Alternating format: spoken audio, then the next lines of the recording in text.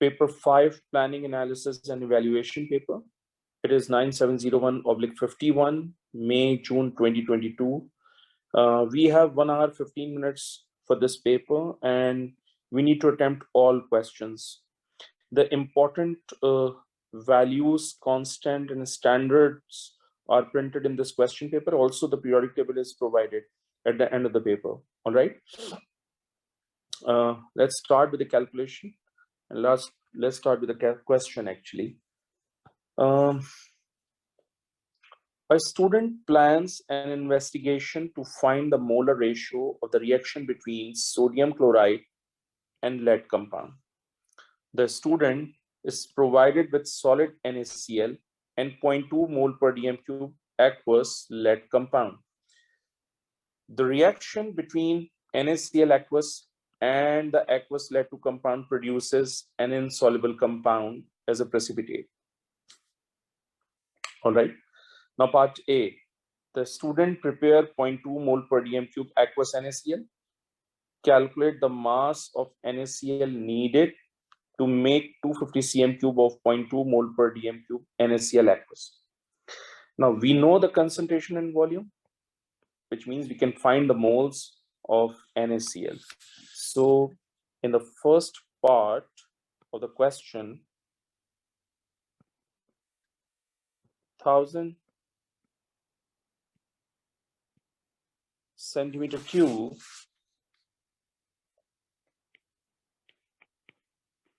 of NaCl contain 0.200 moles. We have 250 cm cube.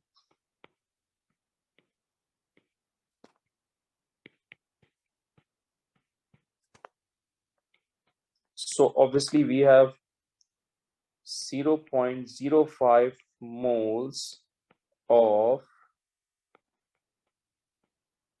NaCl. Now we need to find out the mass of NaCl, and for that we need to multiply this moles with MR.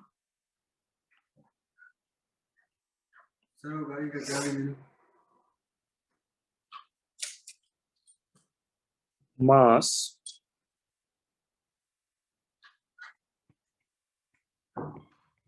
of NaCl is 58.5 into 0.05. So it's going to be 2. So it's going to be 2.925 gram.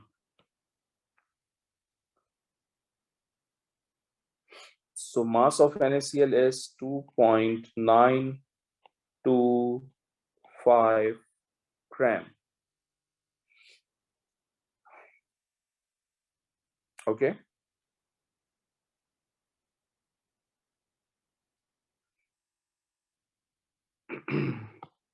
अब हम क्या करेंगे, हम इस compound को water में place करेंगे और इसका सॉल्यूशन बनाएंगे बीकर के थ्रू, वॉल्यूमेट्रिक फ्लास्क के थ्रू, क्योंकि वो 250 cm क्यूब वॉल्यूम कह रहे हैं हमसे. ठीक है बेटा. Now the next is B part. The student weighs the mass of NaCl calculated in A in weighing board. The solid mass is then transferred into a small beaker. Describe how the student should accurately weigh by difference so the exact mass of NaCl transferred into the small beaker is known. तो मेरे पास weighing board है, right? मैं सबसे पहले weighing board का या तो आप बीकर ले लो या आप weighing board ले लो, दोनों में से कोई भी एक ले लो, बट आपको बेसिकली मेजर करनी होंगी वैल्यूज. तो हम यहाँ पर पॉइंटर्स कुछ शेयर कर लेते हैं आपके साथ. सिंस इट्स अ 1 मार्क का पार्ट, सो हम जरा तरीके से आंसर दे देते हैं. हम सबसे पहले एम्प्टी बीकर का मास नोट डाउन करेंगे, because we have small beaker, तो हम इस स्मॉल बीकर या इस एम्प्टी बीकर का मास नोट डाउन करेंगे. तो हम कहेंगे रिकॉर्ड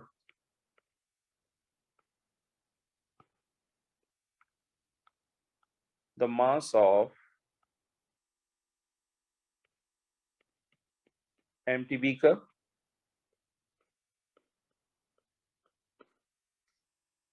उसके बाद हम जो भी हमारे पास सॉलिड है NaCl का, उसको हम ट्रांसफर करेंगे वेइंग बोर्ड से बीकर के अंदर।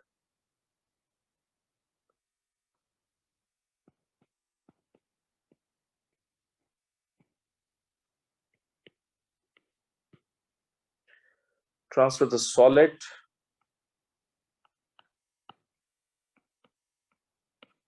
into the beaker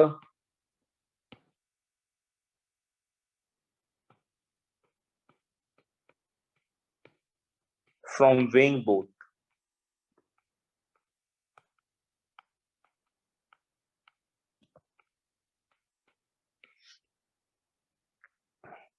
उसके बाद मैं बीकर का मास रीवे करूंगा, ठीक है, एंड रीवे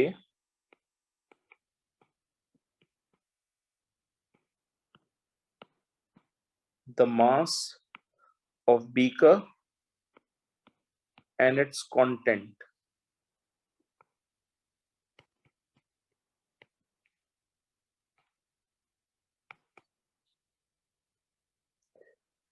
उसके बाद मैं change in mass find out करूंगा।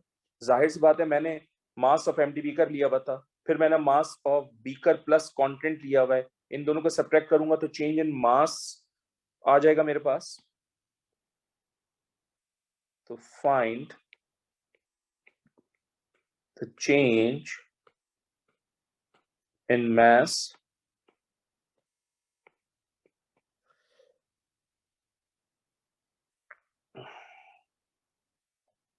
याद रखिएगा कि ये जो हमने मास दिया हुआ है ना, ये एग्जैक्ट मास जो है ना बीकर के अंदर ट्रांसफर होना चाहिए। So exact mass of NaCl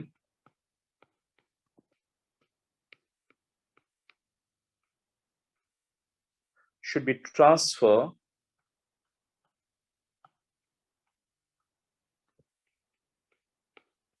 into the beaker.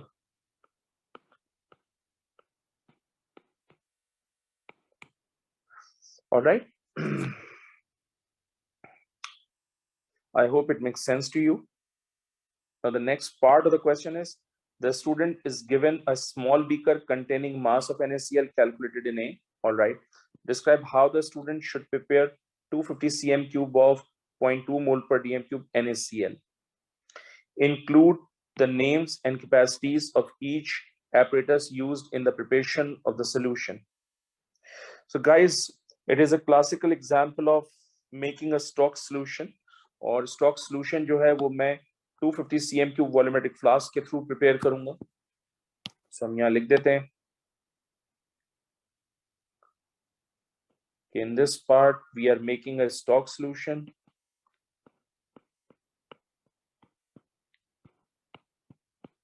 standard solution भी कहते हैं via volumetric flask via 250 cm cube volumetric flask.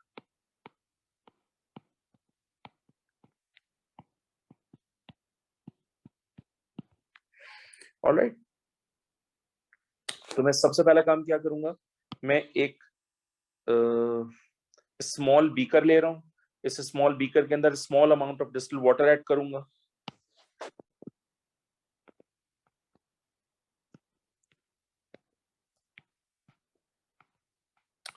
Add small amount of distilled water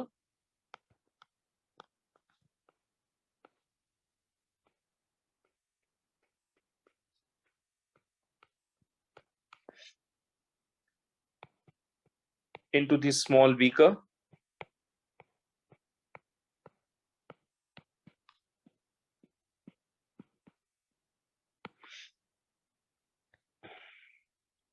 और उस स्मॉल बीकर के अंदर क्या होना चाहिए, exact 2.925 gram of sodium chloride होना चाहिए।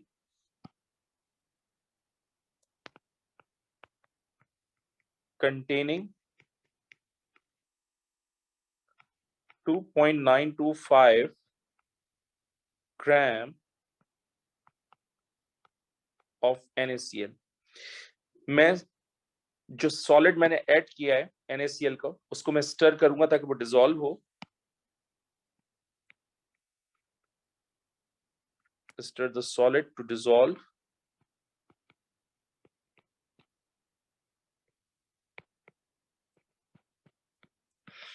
उसके बाद मैं इस बीकर के सॉल्यूशन को ट्रांसफर करूंगा 250 cm³ वॉल्यूमेट्रिक फ्लास्क में।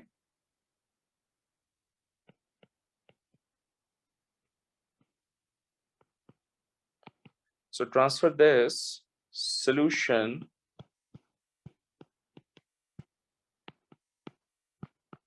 into a 250 cm³ volumetric flask.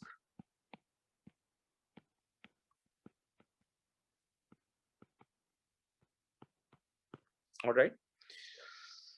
जब वॉल्यूमेट्रिक फ्लास्क में आप ये सॉल्यूशन ट्रांसफर कर लेंगे तो फिर वॉल्यूमेट्रिक फ्लास्क को उसका एक मार्क होता है, लेबल्ड मार्क होता है, उस तक आपने मेकअप करना होता है डिस्टिल्ड वाटर के थ्रू।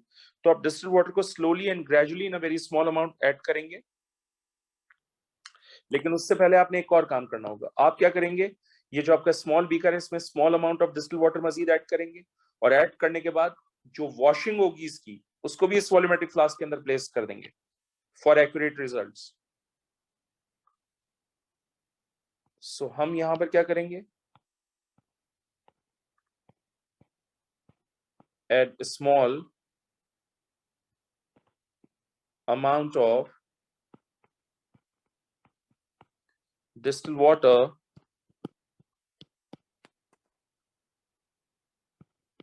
into the beaker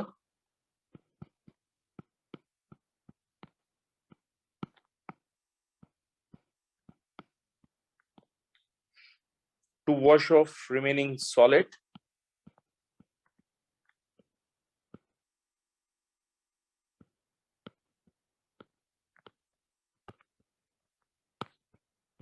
जब आप वॉशिंग भी ऐड कर देंगे वॉल्यूमेट्रिक फ्लास्क के अंदर, तो फिर आप उस वॉल्यूमेट्रिक फ्लास्क को फर्दर केयरफुली डिस्टिल वाटर से मेकअप करेंगे up to its 250 cm³ mark.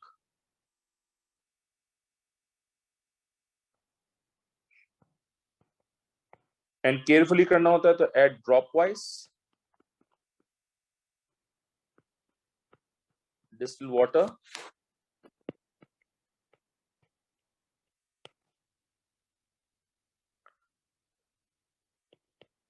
in the volumetric flask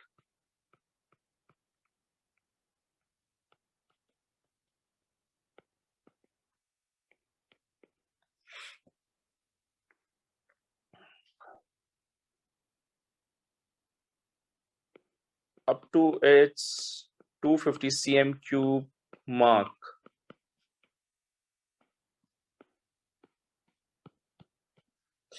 उसके बाद आपने स्टॉपर लगाना है वॉल्यूमेट्रिक फ्लास्क को, और वॉल्यूमेट्रिक फ्लास्क को बहुत अच्छे तरीके से शेक करना है ताकि सारे का सारा जो कंटेंट है वो अच्छे से मिक्स हो जाए। तो हम यहाँ लिख देंगे shake the flask thoroughly.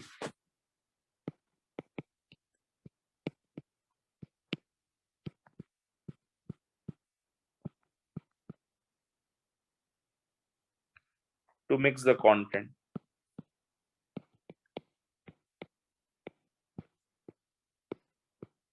More less यही एक मेथड होता है स्टॉक सॉल्यूशन को प्रिपेयर करने का, यही स्टेप्स, यही स्टेजेस होते हैं, यही क्राइटेरिया होता है। Alright.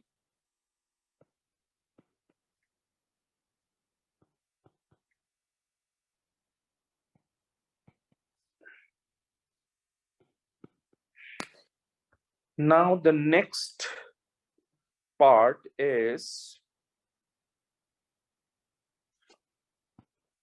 the student plans the following method using 0.20 mole per dm³ aqueous lead compound and the 0.20 mole per dm³ aqueous NaCl prepared in C. ठीक है। Mix the NaCl aqueous and the aqueous lead to compound in 8 separate beakers in the proportion by volume shown in table 1.1। ठीक है। सो आप note करें, आपने यहाँ पर volume of 0.2 मोल पर dm³ NaCl यूज किया और यहाँ पर वॉल्यूम ऑफ 0.2 मोल पर dm³ aqueous lead to compound use किया, राइट। वो पहला तो पॉइंट स्टेप ये हो गया। सेकंड स्टेप में वो आपसे कह रहे हैं कि filter the content of each beaker to collect the precipitate. अच्छा, फिल्टर तो हम करेंगे, लेकिन याद रखिएगा फिल्टर करने के साथ साथ हम वॉश भी करेंगे प्रेसिपिटेट्स को डिस्टिल वाटर के साथ, ताकि अगर उसके अंदर कोई भी अननेसेसरी सोल्यूशन या अमाउंट है तो वो भी रिमूव हो जाए। तो ये बात भी यहाँ पर इंपॉर्टेंट है कि हम स्टेप 2 कर क्यों रहे हैं। हम स्टेप 2 इसलिए कर रहे हैं ताकि स्टेप 2 में हम एक एडिशन कर सकते हैं कि वॉश द प्रेसिपिटेट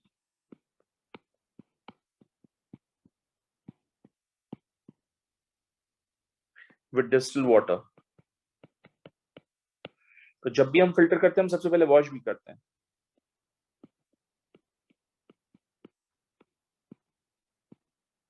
ठीक है, फिर वो कह रहे हैं dry the precipitate for 3 minutes in an oven and allow to cool.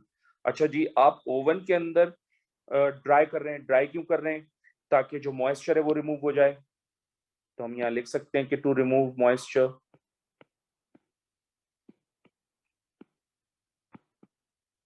We are drawing.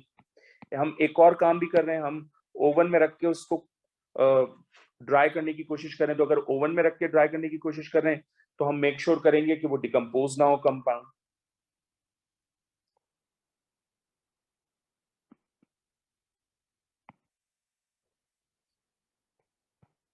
So we need to be careful that compound do not decompose.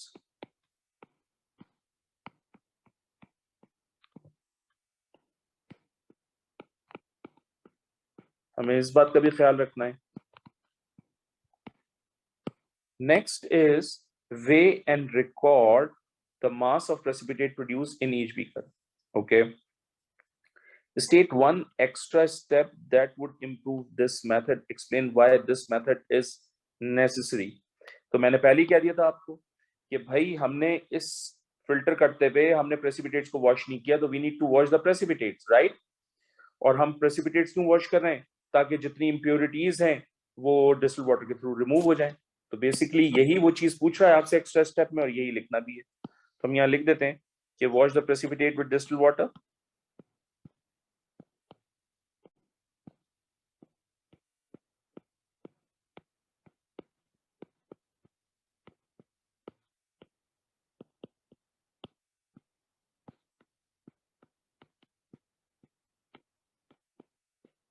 और हम क्यों कर रहे हैं?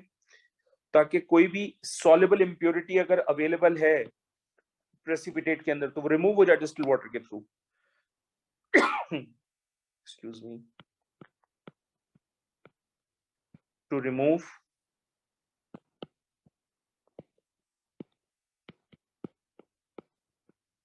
impurities like soluble compounds or soluble impurity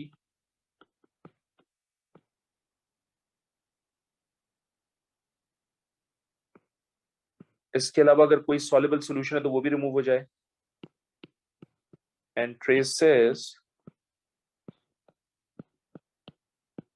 of soluble salt solution। आगे करते हैं, वो कह रहे हैं the volume of solution are measured using a burette। so burette तो आपको पता है ना, burette की एक्यूरेसी होती है प्लस माइनस 0.05 सेंटीमीटर क्यूब। ये इसका एक्यूरेसी होता है, यानी आप समझ लीजिए कि ये एरर होता है उसमें, इतनी एक्यूरेसी की ब्यूरेट होती है।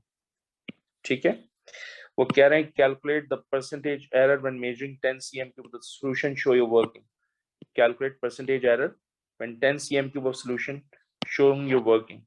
सो परसेंटेज एरर अगर आपने कैलकुलेट करना हो तो आप फॉर्मूला यूज करते हैं maximum error over value of measurement into 100। ठीक है, on the basis of this formula I need to find out the percentage error in this volume। तो आप सब जानते हैं कि जो ब्यूरेट का परसेंटेज एरर निकलता है उसका एरर जो है वो एक रीडिंग का 0.05 सेंटीमीटर क्यूब है। Since we need to take out 2 readings, एक इनिशियल लेते हैं रीडिंग, एक फाइनल लेते हैं, इसलिए मैं मल्टीप्लाई बाय 2 करूंगा और डिवाइडेड बाय 10 करूंगा, इनटू 100 करूंगा। I hope it makes sense to you कि हम 2 से मल्टीप्लाई क्यों कर रहे हैं, बिकॉज हमें ब्यूटेड रीडिंग को 2 मरतबा रीड करना होता है। ठीक है, तो यहां से हमारे पास परसेंटेज एरर कितना आ जाएगा, तकरीबन 1.00%। तो आप यहाँ लिख दीजिए 1.00%।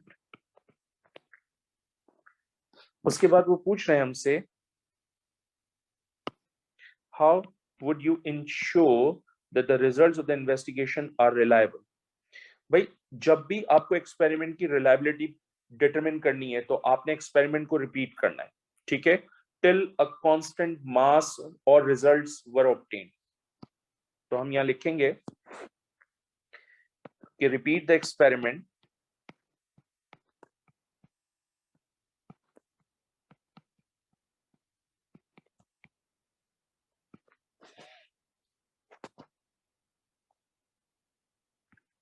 to make sure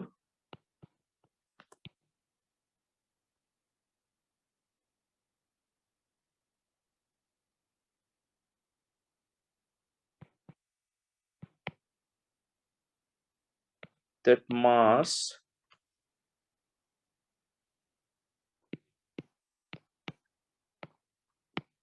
should be consistent। मास कह लीजिए, वॉल्यूम कह लीजिए, वैल्यू कह लीजिए, तो मैंने वैल्यू कर दिया। ठीक है, तो रिलायबिलिटी का ताल्लुक हमेशा कंसिस्टेंसी के साथ होता है, राइट, ये याद रखिएगा। Needs results needs to be consistent, results should be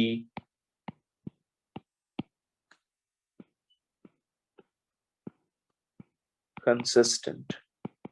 और कंसिस्टेंसी उसी वक्त आएगी जब आप मेक श्योर करेंगे कि रिपीट हो experiment, till a constant value, till a constant mass, till a constant volume. वो कुछ भी हो सकता है, वॉल्यूम हो सकता है, मास हो सकता है, तो हमने वैल्यू को यहां पर इंडिकेट कर दिया है। Now the next is the results of the investigation are shown on the graph in figure 1.1। okay, फिर वो कह रहे हैं draw 2 straight lines of best fit through the points, extrapolate both lines so they intersect। okay, तो let's move on to the figure 1.1। तो ये examiner ने हमें दी हुई है ऑलरेडी। ठीक है, तो हमें एक्सट्रापोलेट करना है इनको, मोस्ट लाइकली कुछ इस तरह से एक्सट्रापोलेट होगा, right. So I don't have any calculator, oh sorry, ruler, तो मेक श्योर कि आप लोग बहुत ध्यान से काम करें इसके ऊपर।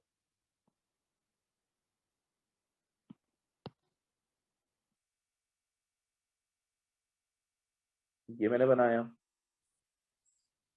या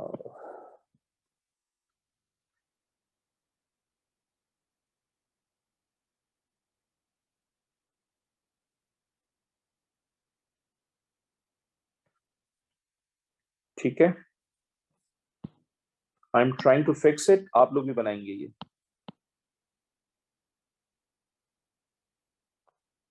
मेक सेंस। देन फिर आपके पास ये है,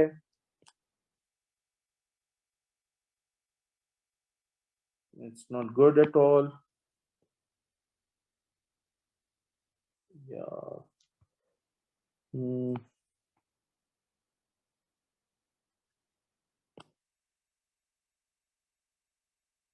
yes, makes sense, right, that is the extrapolation। Cross कर दिया हमने इसको एज पर एग्जामिनर इंस्ट्रक्शन। फिर वो आपसे कह रहे हैं using figure 1.1 and table 1.1 state the volumes of 0.2 mole per dm cube NaCl and 0.2 mole per dm cube aqueous lead-2 compound which produces the maximum mass of precipitate। okay, तो मुझे volume of NaCl calculate करना है, and obviously we need to calculate this volume by using the graph because x axis के ऊपर जो है वो मेरे पास वॉल्यूम ऑफ NaCl गिवन था। तो जहां पर पॉइंट एक्सट्रापोलेट हुआ है, जहां पर लाइन एक्सट्रापोलेट हुई है, मैं वहीं से निकाल लेता हूं बेटा, ये है हमारे पास,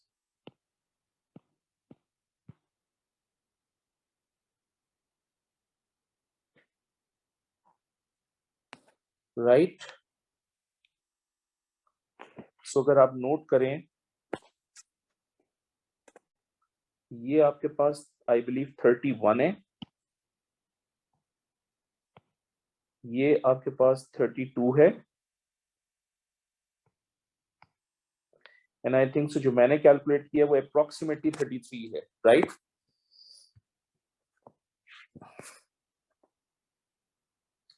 तो इसका मतलब ये जो वैल्यू मैंने निकाली है ये ब्यूरेट से निकाली है।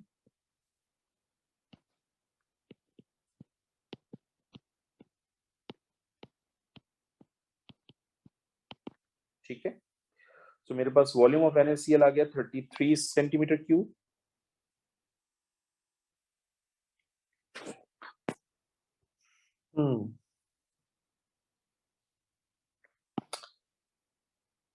ये मैंने निकाला बेटा 33 सेंटीमीटर क्यूब। एंड जाहिर सी बात है ब्यूरेट की बात हो रही है, तो ब्यूरेट तो बेटा 2 डेसिमल प्लेस तक जाएगा, तो बिल्कुल एक्यूरेट वॉल्यूम मेंशन करना है। 33 सीएम क्यूब नहीं लिखूंगा, 33.00 सीएम क्यूब लिखूंगा, क्योंकि यहाँ पर भी देखें उसने 0.200 सीएम क्यूब लगाए हुए, ठीक है, कंसंट्रेशन में। तो इसी तरह से हमने आंसर देना है। फिर वो कह रहे हैं calculate the molar ratio in which NaCl and lead compound react. Okay. Now, in order to get the molar ratio, we need to find out the volume of 0.2 mole per dm cube aqueous lead-2 compound. अच्छा, जो मेरे पास mixture था उसमें lead-2 compound भी था, if you remember, और NaCl भी था। अब NaCl का मैंने वॉल्यूम कैलकुलेट कर लिया, तो we need to find out the volume of lead compound, and in order to do that, मुझे ये मालूम होना चाहिए कि मेरे पास टोटल वॉल्यूम कितना था। So total volume, या look, टोटल वॉल्यूम मेरे पास 50 सीएम क्यूब था। कैसे पता चल रहा है? अगर मैं इन दोनों वैल्यूज को ऐड कर दूं, चेक करें, तो ये 50 सीएम क्यूब आ रहा है, यानी 50.00 CM cube to be very exact, क्योंकि एग्जामिनर ने यहाँ पर 0.00 दिए हैं, राइट। आप इन दोनों को भी देख लीजिए, ये भी क्या दे रहे हैं आपको, total volume 50 CM cube, 50.00 CM cube. तो मेरे पास टोटल वॉल्यूम बेसिकली कितना था, 50 CM cube, right.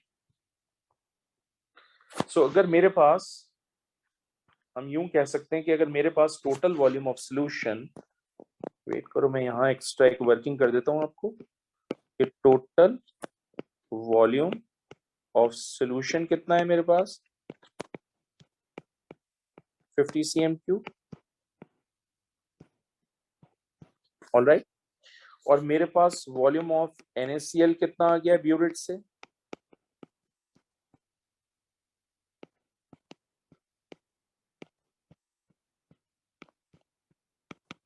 33 CM cube. तो अगर मैं इन दोनों को सब्ट्रैक्ट कर लूंगा तो मेरे पास वॉल्यूम ऑफ लेड कंपाउंड आ जाएगा।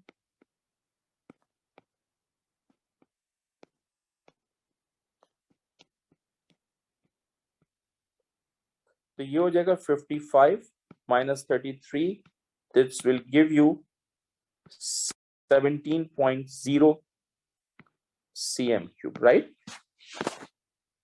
ये आ गया मेरे पास, तो मैं यहां लिखूंगा बेटा 17.0 सीएम क्यूब। अब मुझे रेशो निकालना है, रेशो निकालने के लिए मैं यहां पर लूंगा NaCl और मैं यहां पर लूंगा बेटा लेड कंपाउंड।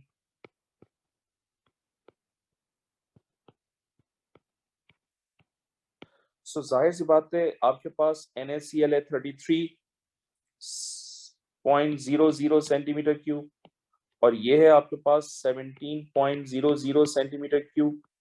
इसका मतलब रेशो आएगा आपके पास 1.94 रेशो 1 का, और 1.94 रेशो 1 का मतलब ये हुआ कि अगर मैं इसको राउंड ऑफ करूं तो ये 2 हो जाएगा और ये 1 हो जाएगा। इसका मतलब NaCl और लेड कंपाउंड के दरमियान मोलर रेशो कितना हो जाएगा, 2:1। तो आप यहाँ लिखेंगे 2:1, यानी NaCl कितना हो जाएगा 2 और लेड कंपाउंड कितना हो जाएगा 1। दैट मीन्स कि अगर मैं इस मोलर रेशो को यूज करता हूं तो फॉर्मूला डिटरमिन कर सकता हूं मैं प्रेसिपिटेट का। तो लेड आपके पास कितने आ गया 1, और क्लोरीन आपके पास कितने हैं 2। तो अगर क्लोरीन 2 है, लेड 1 है, तो formula is going to be PbCl2. I hope it makes sense to you.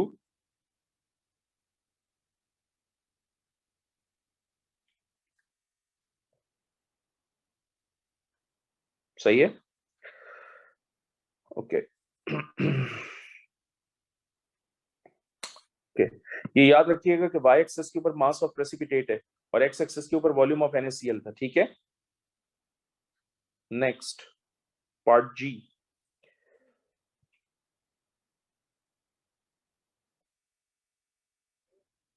A student suggests that a simpler method can be used to find the molar ratio. Different volume of 0.2 mole per dm cube aqueous NaCl and 0.2 mole per dm cube aqueous lead 2 compounds are mixed in the test tube. The resulting precipitates are allowed to settle. The height of each precipitate is then measured. Guys, ये height of each precipitate कह रहा है, तो O level chemistry का जो ATP है उसके अंदर बकायदा एक क्वेश्चन पूरा height of the precipitate से रिलेटेड है. उसने उस क्वेश्चन को लेकर क्वेश्चन को थोड़ा सा अपग्रेडेड वर्जन के अंदर आपको पेपर 5 के अंदर दिया. ये पूरा एक्सपेरिमेंट गिवन है ATP के अंदर. A further 2 investigations are carried out. The volume used and the results of the 2 investigations are shown. ठीक है. Precipitate heights are measured after 1 minute. ठीक है. ओके. यानी पता है क्या हुआ है, मैं आपको बताता हूं किस तरह से प्रोसेस कर रहे होंगे. आप यूं समझ लीजिए कि मेरे पास एक टेस्ट ट्यूब है.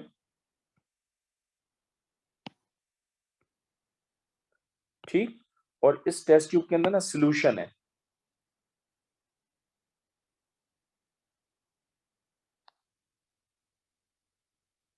ठीक है. इस टेस्ट ट्यूब में क्या है? सॉल्यूशन है.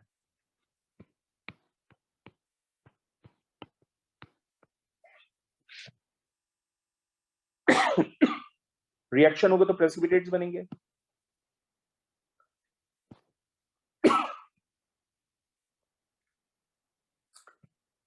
तो मान लीजिए कि ये टेस्ट ट्यूब है.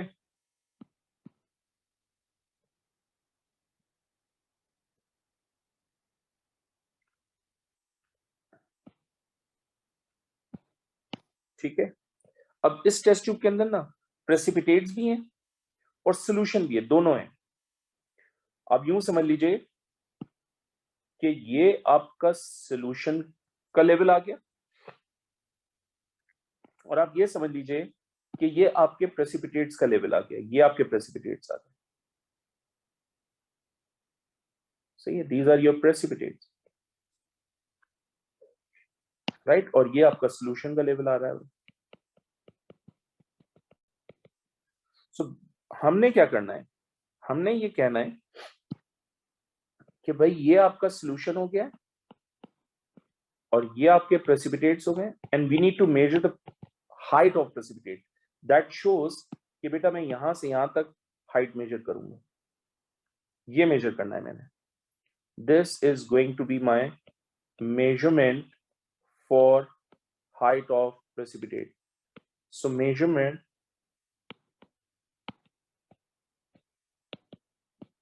height of precipitate. ठीक है.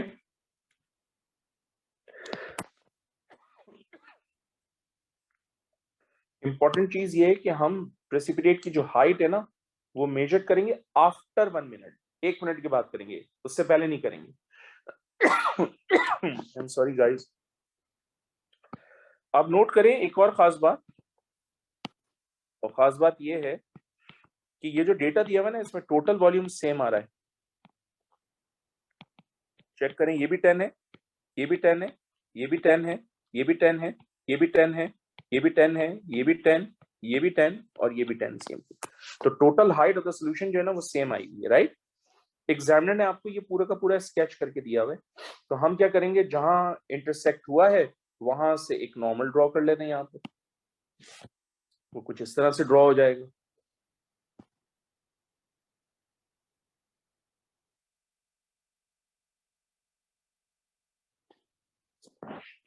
राइट.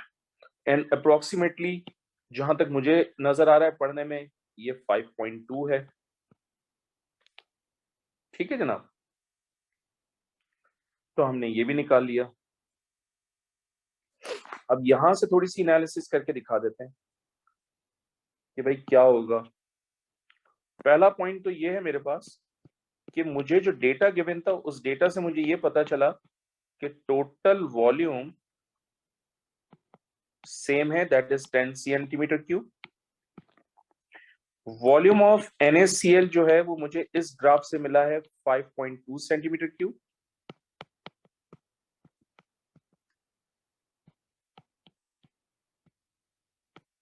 ठीक है। दूसरी बात, volume of lead compound approximately कितना हो जाएगा?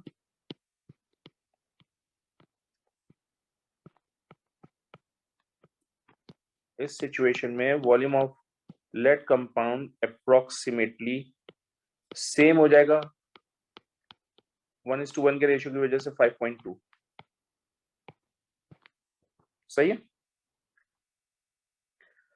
इसका मतलब रेशियो क्या होगा आपके पास?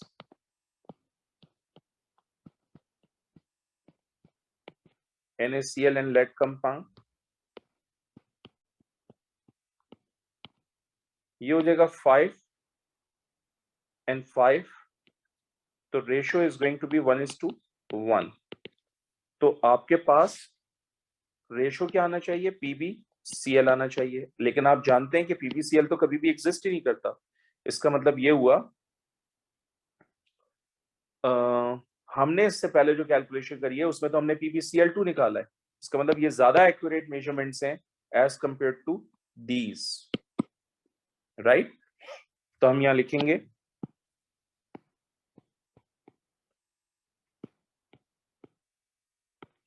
not an accurate answer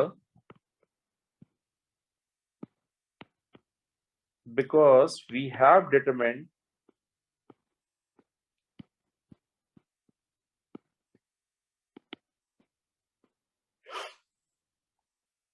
more accurate results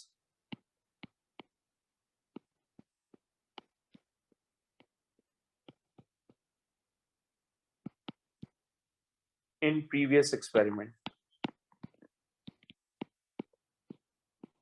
जिसमें हमारे पास रिजल्ट क्या आया था?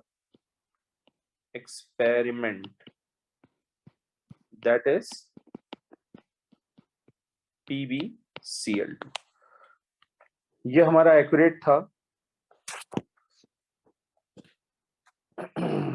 ठीक, आगे चलते हैं। इन्वेस्टिगेशन 2,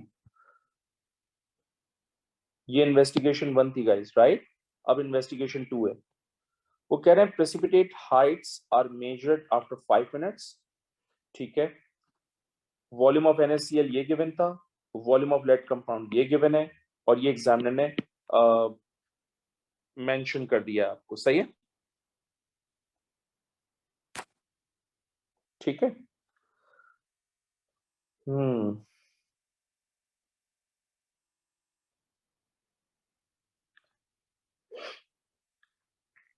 आप नोट करें कि टोटल वॉल्यूम हमारे पास कांस्टेंट है। यहाँ 6 आ रहा है, यहाँ 7 आ रहा है, यहाँ 8 आ रहा है, यहाँ 9, यहाँ 10, 11, 12, 13, 14। तो यहाँ पर वॉल्यूम जो है ना वो कांस्टेंट नहीं है गाइस। और प्रेसिपिटेट हाइट जो है वो मेजर की जा रही है आफ्टर 5 मिनट्स, ये भी ध्यान में रखिएगा।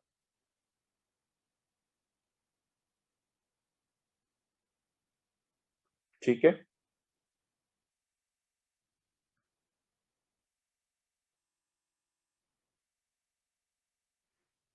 तो ये हमारे पास आ रहा है टोटल वॉल्यूम, यहां से मेजर कर लेते हैं। ये हो जाएगा 6, 7, 8, 9, 10, 11, 12, 13 एंड देन 14। ठीक है। ओके। वो कह रहे हैं neither investigation produced the expected results. Both investigation 1 and 2 contain weaknesses in the experimental procedure. State how you would modify the experimental procedure in each case so that the expected results are obtained. Modification for investigation.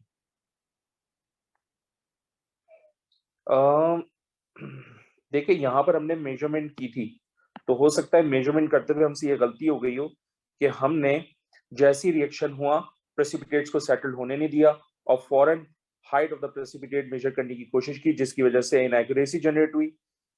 तो that means कि मुझे precipitates को settle होने के लिए कुछ देर के लिए छोड़ना होगा टेस्ट ट्यूब को, राइट? मतलब 1 मिनट से ज्यादा छोड़ना होगा। ये एक्सपेरिमेंटल एरर हो सकता है, हमारा मॉडिफिकेशन हो सकती है। तो हम यहाँ लिख सकते हैं कि leave the mixture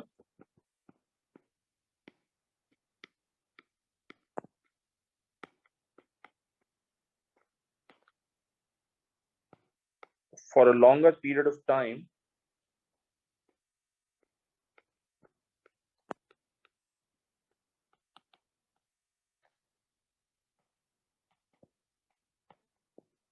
than 1 minute.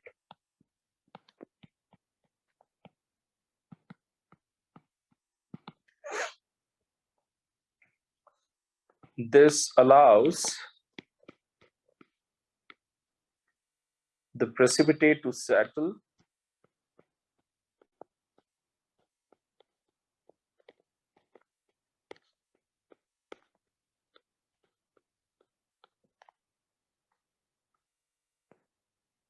before recording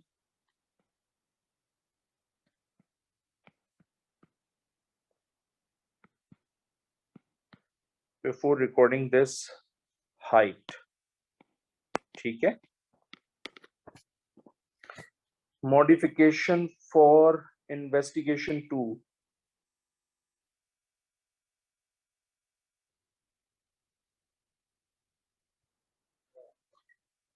Okay, modification 2.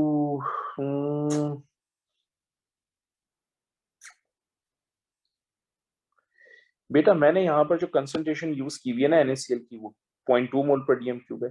तो पहली पॉसिबिलिटी तो ये हो सकती है कि मैं कंसंट्रेशन ज्यादा कर लूं। कंसंट्रेशन ज्यादा होगा तो प्रेसिपिटेट का अमाउंट भी ज्यादा आ जाएगा आपके पास, राइट? सो मॉडिफिकेशन में पहला पॉइंट क्या हो सकता है कि higher concentration of NaCl could be used.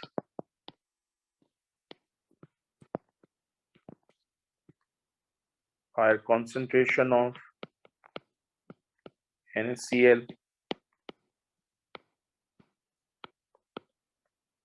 could be used.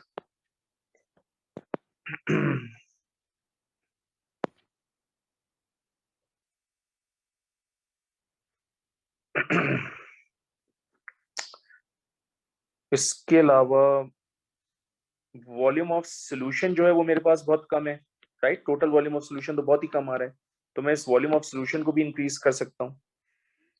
हम इसको भी कंसिडर कर सकते हैं। जब वॉल्यूम ऑफ सॉल्यूशन ज्यादा होगा तो अमाउंट ऑफ प्रेसिपिटेट बनेगा, उसकी हाइट मेजरमेंट इजी हो जाएगी। सो हम इसको भी कंसिडर कर सकते हैं कि इंक्रीज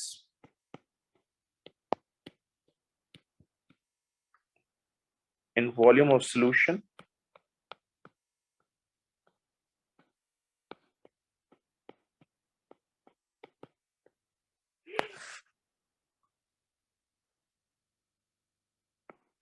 ठीक है? This is question number 1. I hope it makes sense to you. Kind of a tricky part. Some of the parts are really tricky, लेकिन I hope it makes sense to you कि किस तरह से हमने question को attempt किया है. All right, guys, let's start with question number 2.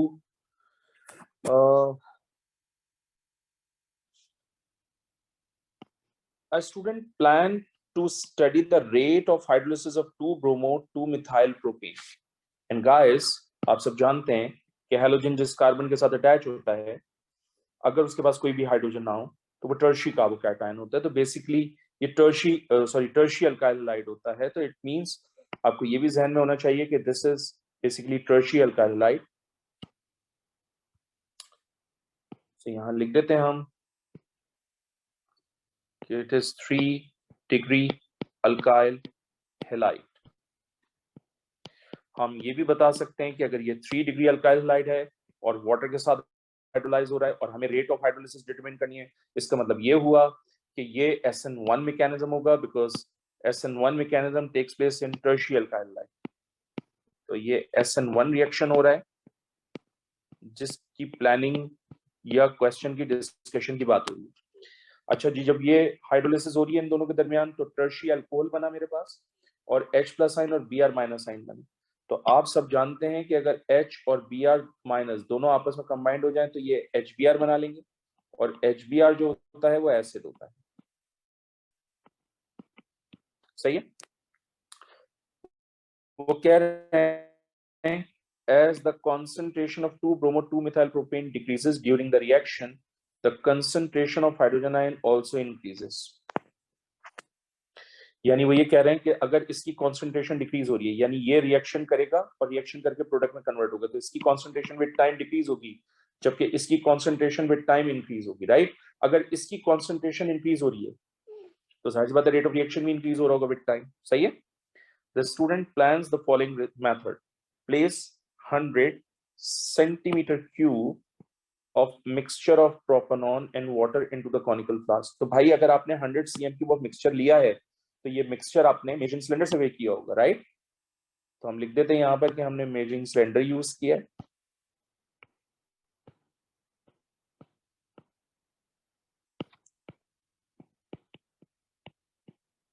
ठीक है।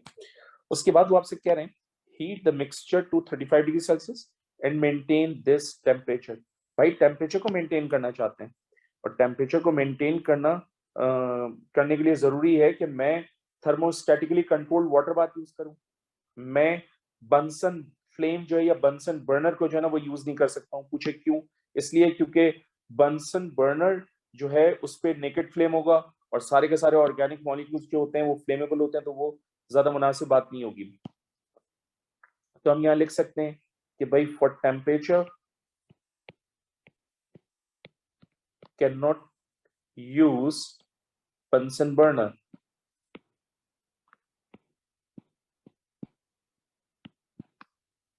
ठीक है। फिर वो कह रहे हैं आपसे add 1 centimetre cube of 2-bromo-2-methyl propane to the mixture and start timing.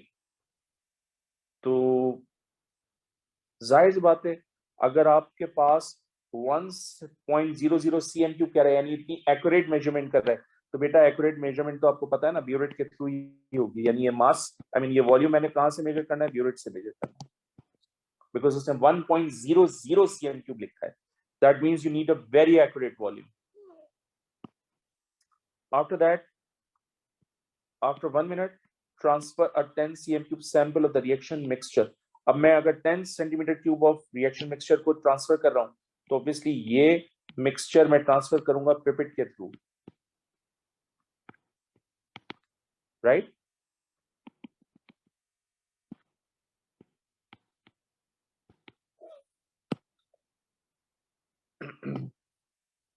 into the conical flask containing ice and 4 drops of methyl orange indicator।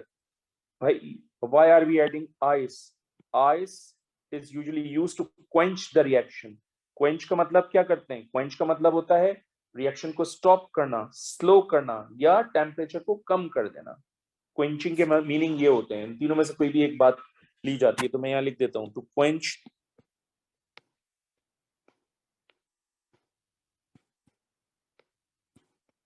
The reaction या फिर to decrease the temperature. Ice डाल रहा हूं मतलब ठंडा कर रहा हूं, ठंडा कर रहा हूं मतलब टेम्परेचर कम कर रहा हूं। ठीक है।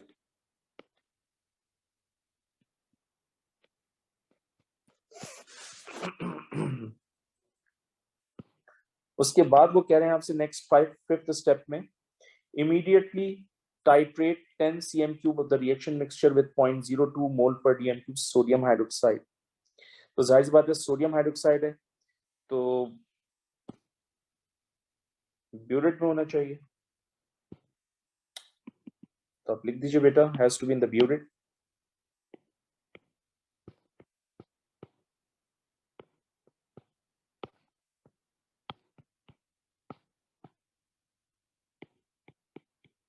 ठीक है। फिर वो कह रहे हैं आपसे repeat sampling and titrating at regular time intervals over a total time of 45 minutes. 45 minutes तक हमने ये काम करना है. उसके बाद वो कह रहे हैं स्टेप 7 में कि heat the reaction mixture to 50 degree Celsius, remove the final sample and titrate this. तो भाई मैंने टेम्परेचर पहले क्या लिया हुआ था 35 डिग्री सेंटीग्रेड, अब मैंने टेम्परेचर क्या कर दिया 50 डिग्री सेंटीग्रेड. तो जब मैं टेम्परेचर बढ़ाऊंगा तो जाहिर सी बात है रेट ऑफ रिएक्शन भी बढ़ेगा. सही है.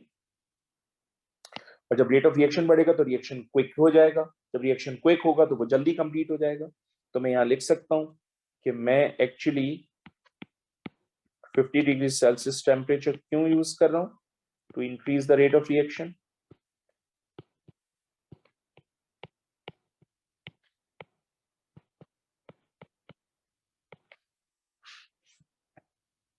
ठीक है. और टू कंप्लीट द रिएक्शन, भाई जितना ज्यादा स्पीड से होगा रिएक्शन उतना ही जल्दी कंप्लीट हो जाएगा.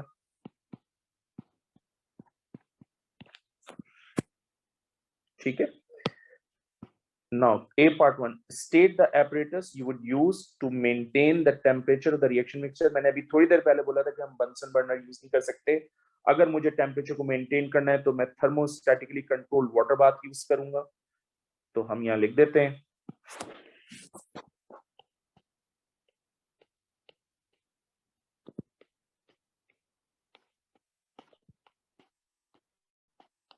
thermostatically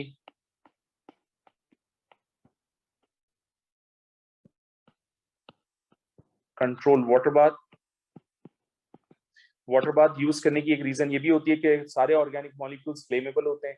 तो जब आप वाटर बाथ के ऊपर हीटिंग करते हो तो फिर बर्निंग नहीं होती, कंबस्शन नहीं होती, रिएक्शन एक्सप्लोड नहीं होता. ठीक है.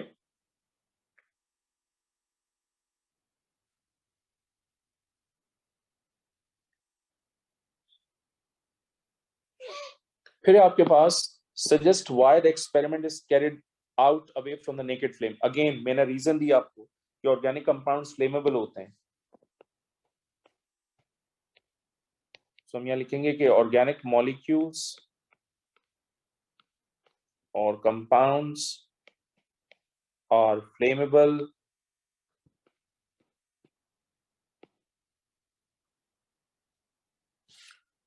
so we need to keep them away from naked flame.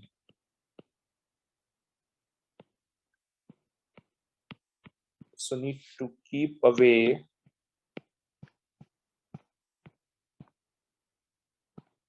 from naked flame.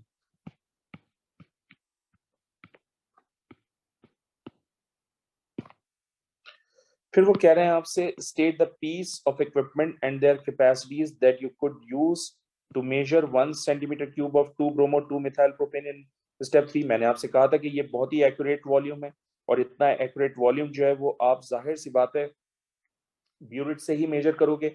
और ब्यूरिट खुद कितने सेंटीमीटर क्यूब की होती है 50 सेंटीमीटर क्यूब की. तो आप यहाँ पर लिखेंगे कैटेगोरिकली कि 50.00 centimetre cube of burette use कर रहा हूं मैं. सही है. Because we need to measure such an accurate volume. फिर वो कह रहे हैं transfer 10 centimetre cube sample of the mixture in the step 4. तो मैंने वहां स्टेप 4 में बता दिया था कि 10 सेंटीमीटर क्यूब को ट्रांसफर करने के लिए कॉनिकल फ्लास्क में वी नीड पिपेट. और पिपेट हम एग्जैक्ट 10 सेंटीमीटर क्यूब वाली यूज कर लेंगे फॉर एक्यूरेट मेजरमेंट. तो using 10.00 centimetre cube pipette. All right. Next is explain why reaction mixture is transferred into a conical flask containing ice. तो मैंने कहा था कि जब हम आइस यूज करते हैं इसका मतलब हम टेम्परेचर कम कर रहे हैं. अगर हम टेम्परेचर कम कर रहे हैं तो इसका मतलब हम चाहते हैं कि रेट ऑफ रिएक्शन कम हो जाए. रेट ऑफ रिएक्शन उस वक्त कम होगा जब कोलिजन फ्रीक्वेंसी कम होगी, सक्सेसफुल कोलिजन कम होंगे. राइट. हम ये भी कह सकते हैं कि हम रिएक्शन को क्वेंच करना चाहते हैं, स्टॉप करना चाहते हैं, रोकना चाहते हैं. ठीक है. तो हम यहाँ लिख देते हैं तो क्वेंच द रिएक्शन. एक तो रीजन ये होगी बिकॉज 1 मार्क का है तो ये मोर देन इनफ है. हम इसमें एडिशन और कर देते हैं. अच्छा, अगर क्वेंच हो भी गया तो फिर क्या होगा. तो आप बताएंगे this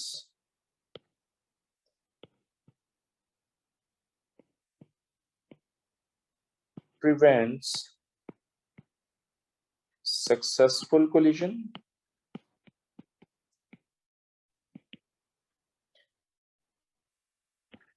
by decreasing collision frequency.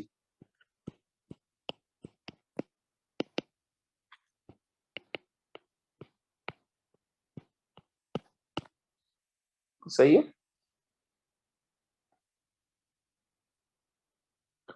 फिर उसके बाद वो कह रहे हैं state the measured dependent variable for this experiment. भाई डिपेंडेंट वेरिएबल वो होता है जिसको आपने ड्यूरिंग द एक्सपेरिमेंट मेजर करना है। अच्छा, डिपेंडेंट वेरिएबल याद कैसे करना है? मैंने कुछ इस तरह से याद किया हुआ है कि भाई dependent variable means why are you so dependent, मतलब वाई एक्सेस के ऊपर हमेशा डिपेंडेंट वेरिएबल आएगा। इस तरह से याद रखो, why are you so dependent. तो डिपेंडेंट वेरिएबल कहाँ प्लॉट होगा ग्राफ में? वाई एक्सिस पे। कैसे याद रखोगे? Why are you so dependent. लेकिन याद रखिएगा कि जो डिपेंडेंट वेरिएबल होता है वो एक्चुअली मेजर किया जा रहा होता है during the experiment. What you measure is basically the dependent variable. What you measure is basically the dependent variable. तो मैं मेजर क्या कर रहा हूं यहां पर? ऑब्वियसली मैं वॉल्यूम ऑफ NaOH मेजर कर रहा हूं, सही है ना, ब्यूरेट से। तो मैं ब्यूरेट से क्या मेजर कर रहा हूं? Volume of NaOH। तो मैं यहां लिखूंगा volume of NaOH।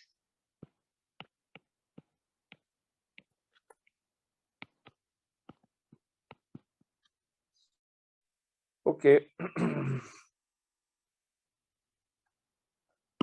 The student recorded results V final is the final titer value 47.25 centimeter cube in step 7।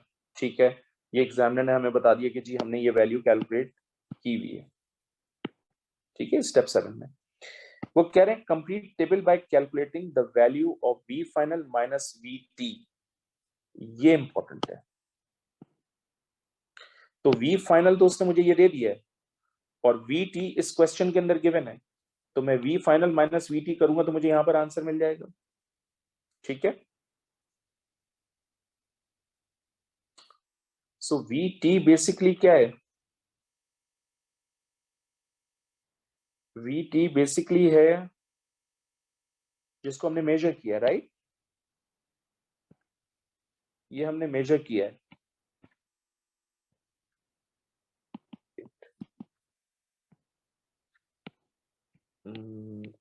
Measure this. अच्छा, एक और बात, हमने वैल्यू रिकॉर्ड करनी है 2 डेसिमल प्लेसेस 2 dB तक, राइट? तो इस बात का बहुत ख्याल रखना है कि 2 डेसिमल प्लेस तक वैल्यू रिकॉर्ड करनी है। तो हमारे पास है 47.25 1.25 दोनों को सब्ट्रैक्ट करोगे तो आपके पास आंसर आएगा 46.00। फिर इसमें से इसको सब्ट्रैक्ट करोगे तो आंसर आएगा 39.50। फिर है दोनों को सब्ट्रैक्ट करोगे 47.25 17.75 इट्स गोइंग टू बी 29.50। फिर है आपके पास 27.25 2 डेसिमल प्लेस तक वैल्यूज देनी है तो मैं राउंड ऑफ करके लिख रहा हूँ। फिर है आपके पास 23.00। फिर है आपके पास 18.85। फिर है आपके पास 16.10 और फिर है आपके पास 9.25। Last but not the least 47.25 और ऊपर भी मेरे पास 47.25, इसका मतलब 0.00 आएगा। ठीक है, 2 डेसिमल प्लेसेस तक वैल्यू देनी है, राइट? अच्छा, ये फाइनल वैल्यू हमें एग्जामिनर ने दी हुई है, वी फाइनल ये दी हुई। ठीक है, और उसको एग्जामिनर ने यहाँ लिखा हुआ भी है, right?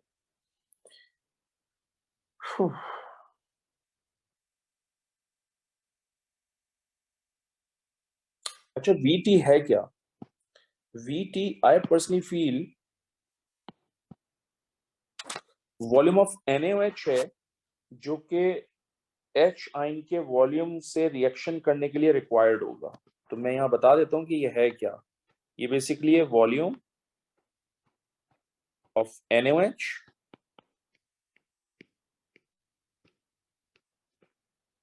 required to react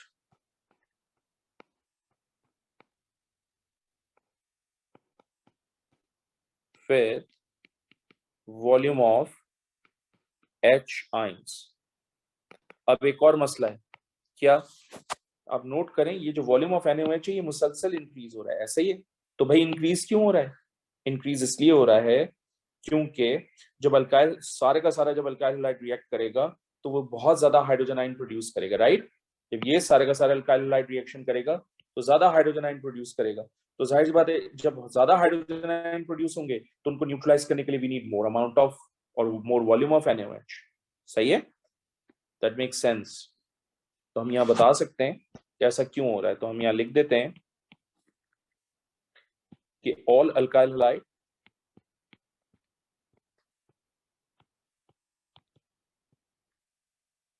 reacts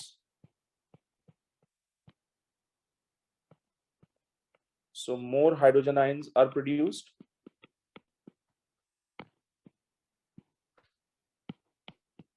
if more hydrogen ions are produced then means we need more volume of NaOH, so we need more volume of NaOH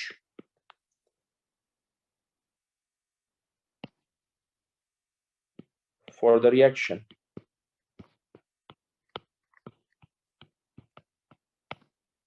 सही है जनाब।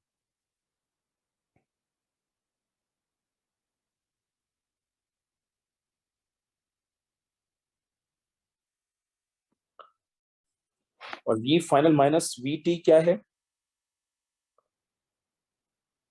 ठीक है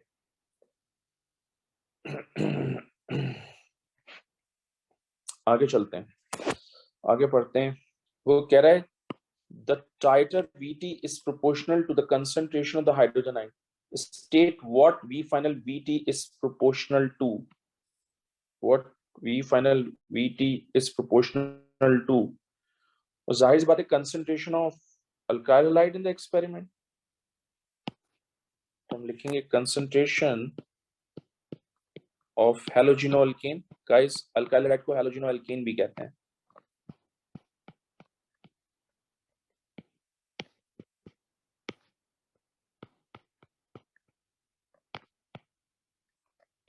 सही है, ये मैंने आपको बता दिया कि रीजन क्या है, ये रीजन दी भी है मैंने आपको। सही है। Plot a graph on the grid to show the relationship between V final minus VT and time। Use cross to plot each data point। Draw a curved line of best fit। Okay। So ये data process मैंने पहले से करके रखा हुआ था because of time issue. I hope it makes sense to you. लेकिन ये आपने प्लॉट करना है और मैं अभी कह रहा हूं आपको कि इस मैंने जो प्लॉट किया होगा ऑब्वियसली उसमें कुछ ना कुछ हो सकता है एरर हुआ हो because of my I side issue. But ये है कि मैंने अपना बेस्ट शॉट दिया है इस ग्राफ को प्लॉट करने के लिए। ऑलराइट, बट मेक श्योर कि आप 5 से 10 मिनट लें और ये ग्राफ खुद से प्लॉट करें, हर हालत में प्लॉट करें। ठीक है। वो कह रहे हैं आपसे कि circle the point on the graph you consider to be most anomalous. तो ये मोस्ट एनॉमलस पॉइंट है, इसको सर्किल कर दिया हमने क्योंकि ये लाइन ऑफ बेस्ट फिट या कर्व ऑफ बेस्ट फिट से बिल्कुल बाहर था। इसके बाद वो पूछ रहे हैं हमसे कि suggest one reason why this anomaly may have occurred during this experimental procedure. अच्छा, मसला ये है कि ये पॉइंट यहां पर है, right. This point has to be here, लेकिन ये यहां पर आया है। इसका मतलब जो V फाइनल माइनस VT है वो ये है, ये ज्यादा होना चाहिए था, कम आया है, राइट। तो कम आया है V final minus VT expected से। इसका मतलब जो VT था वो हायर होगा देन एक्सपेक्टेड। अगर ये VT हायर है तो जाहिर सी बात है फर्क तो पड़ेगा फिर V फाइनल माइनस VT पे। तो मैं यहाँ लिख के दे देता हूं आपको, V final minus VT is lower than expected,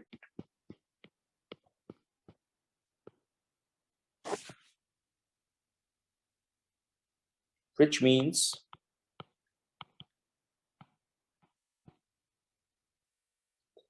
VT is higher than expected.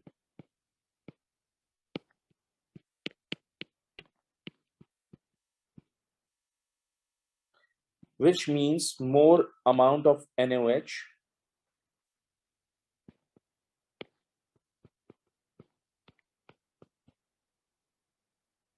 is needed because more hydrogen ions are produced. अभी थोड़ी देर पहले भी ये बात समझाई थी आपको, ठीक है। Also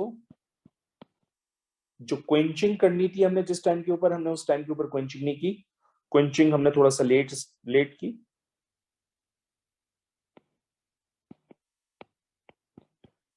might have quenched late,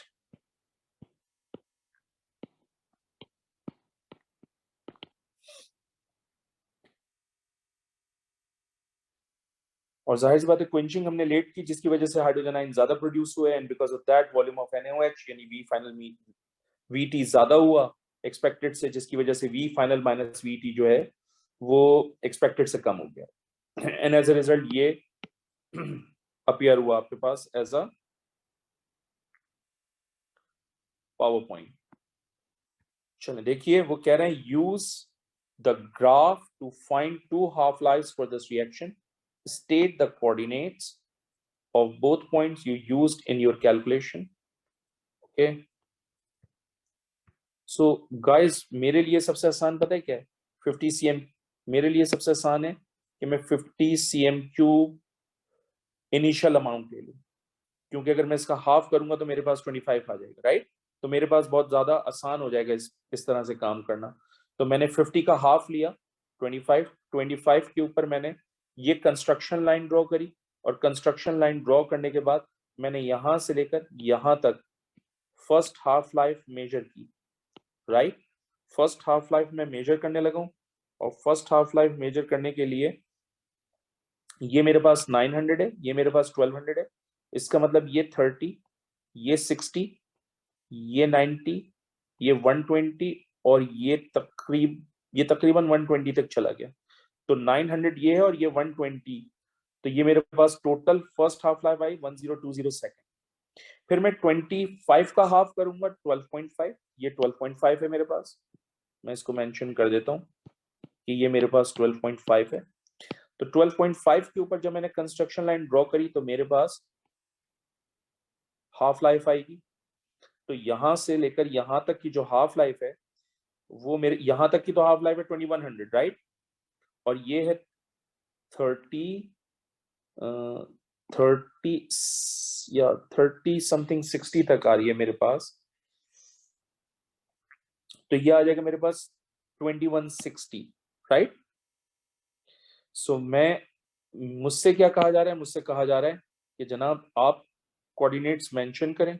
coordinates mention करते हैं तो मैंने सबसे पहले क्या कैलकुलेट किया था, 1020, और कितने मिनट के ऊपर किया था, 25 के ऊपर, और मेरे पास 0 और 50 है क्योंकि मैंने 50 से स्टार्ट किया था, राइट। फिर मेरे पास तो यहां से हाफ लाइफ मेरे पास कितना आ जाएगा, 1020 सेकेंड्स। फिर मेरे पास सेकेंड हाफ लाइफ के कोऑर्डिनेट्स थे बेटा 2160 एंड 12.5।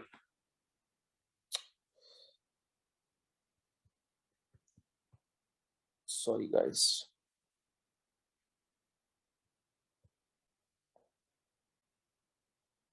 2160 और कितने उसके ऊपर थे, 12.5 के ऊपर थे, और सेकंड कोऑर्डिनेट क्या हो जाएगा, 10, 20 एंड 25, राइट। तो यहां से मेरे पास आ रही है तकरीबन 1140 सेकेंड्स। कैसे है 1140 सेकेंड्स भाई, मैंने 2160 को सब्ट्रैक्ट किया 1020 से, तो मेरे पास 1140 आ गई सेकेंड्स।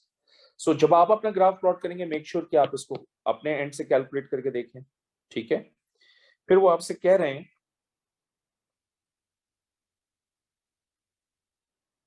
कि use your answer to E5 to state the order of the reaction with respect to 2-bromo-2-methyl propane. Explain your answer.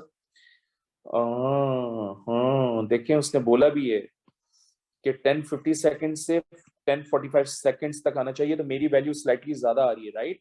So might be कि मैंने ग्राफ प्लॉट करते हुए कोई ना कोई मुझसे एरर हुआ हो, जिसकी वजह से ये वैल्यू माइनर सी चेंज हुई है, राइट। मैंने अब I had a best shot of this graph, but मैं अभी फिर कह रहा हूं आपसे कि आप प्लीज इसको थोड़ा सा एडजस्ट जरूर कीजिएगा जब आप इसको बनाएं, ताकि ये जो डिफरेंस इतना ज्यादा आया है 1140 का, ये ज्यादा डिफरेंस ना हो, ठीक है। आपकी वैल्यू बहुत क्लोज आए, रेंज में आए। बहरहाल मैंने अपना बेस्ट शॉट दिया, तो मैं उसके लिहाज से लिखूंगा, और मैं लिखूंगा कि भाई ये फर्स्ट ऑर्डर है, और मैं लिखूंगा कि फर्स्ट और सेकंड हाफ लाइफ जो है वो ऑलमोस्ट कांस्टेंट है फर्स्ट, और जाहिर सी बात है मुझसे कोई एक्सपेरिमेंटल एरर हुआ है तो मैं वो भी मेंशन करूंगा कि first and second half life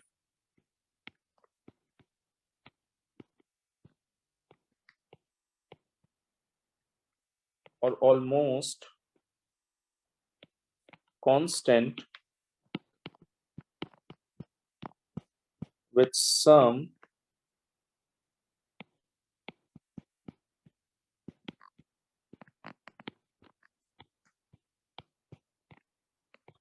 experimental errors. Hope it makes sense to you.